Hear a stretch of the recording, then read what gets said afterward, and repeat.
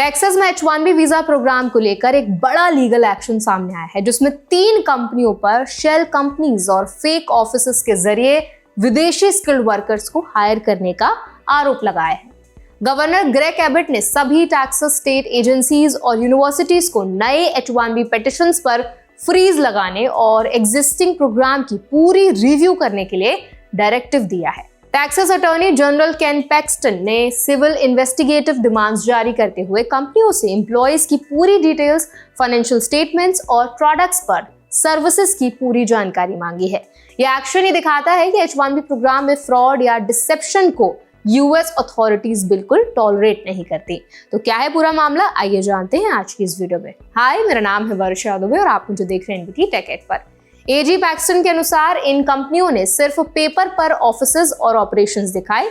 एक कंपनी ने single family home को ऑफिस एड्रेस बताया, जबकि दूसरी ने खाली अनफिनिश्ड बिल्डिंग को कॉर्पोरेट एड्रेस के रूप में दिखाया।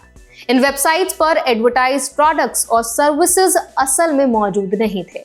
इसका मतलब साफ है कि एम्प्लॉयर्स ने प्रोग्राम का मिसयूज कर अमेरिकन को जॉब से वंचित किया और फॉरेन वर्कर्स को कम वेजेस पर हायर किया।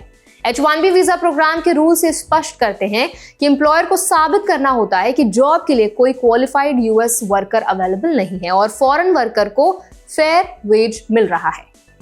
शेल कंपनीज और घोस्ट ऑफिसेज इन रूल्स को बाईपास करने के लिए इस्तेमाल किए जा रहे थे। यूएस लॉ के मुताबिक अगर कोई एम्प्लॉयर ऐसा करता है तो उसे सीवियर लीगल एक्शन का सामना करना पड़ सकता है। इंडियंस के लिए केस काफी इंपॉर्टेंट है, क्योंकि टेक्सास और अदर स्टेट्स में H-1B होल्डर्स की बड़ी संख्या है। अनवेरिफाइड एम्प्लॉयर से जुड़ना आपकी वीजा स्टेटस और करियर के लिए खतरा पैदा कर सकता है, इसीलिए अवेयरनेस और वेरिफिकेशन बहुत ज्यादा जरूरी है। इंडियन वर्कर्स को चाहिए कि किसी भी न्यू H-1B पिटीशन से पहले एम्प्लॉयर एक्चुअल में सही है या नहीं उसको चेक करें, फिजिकल ऑफिस एग्जिस्ट करता है या नहीं, प्रोडक्ट्स और सर्विसेज सच में प्रोवाइड किए जा रहे हैं या नहीं, ये कंफर्म करना क्रिटिकल है। एम्प्लॉयमेंट कॉन्ट्रैक्ट और सैलरी टर्म्स भी क्लियर और लीगल स्टैंडर्ड के अनुसार होने चाहिए। H-1B वीजा होल्डर्स को यूएस डिपार्टमेंट ऑफ लेबर और USCIS की वेबसाइट्स पर अवेलेबल एम्प्लॉयर कंप्लायंस और वर्कर राइट्स की जानकारी को जरूर समझना चाहिए। अगर किसी एम्प्लॉयर में सस्पिशियस एक्टिविटी दिखे तो USCIS या डिपार्टमेंट ऑफ लेबर को इमीडिएटली रिपोर्ट करना चाहिए। टेक्सास एजी और गवर्नर एबट की एक्शन ही बताती है कि यूएस अथॉरिटीज H-1B मिसयूज पर स्ट्रिक्ट हैं। सिविल इन्वेस्टिगेटिव डिमांड्स और प्रोग्राम फ्रीज ये दिखाता है कि अथॉरिटीज किसी भी फ्रॉडलेंट एम्प्लॉयर के खिलाफ एग्रेसिव लीगल एक्शन लेने के लिए तैयार हैं।